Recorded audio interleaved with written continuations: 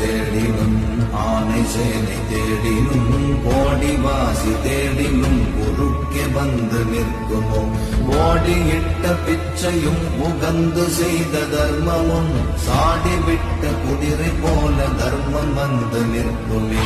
ஓம் நமச்சிவாய ஓம் ஓம் நமச்சிவாய ஓம் நமச்சிவாய ஓம் ஓம் நமச்சிவாய. சிவனே என்றிரு மனமே என்றவர்கள் சித்தர்கள். அப்படிப்பட்ட சித்தர்களில் ஒருவர்தான் சிவவாக்கிய சித்தர். அவர் பாடிய பாடல்தான் இது.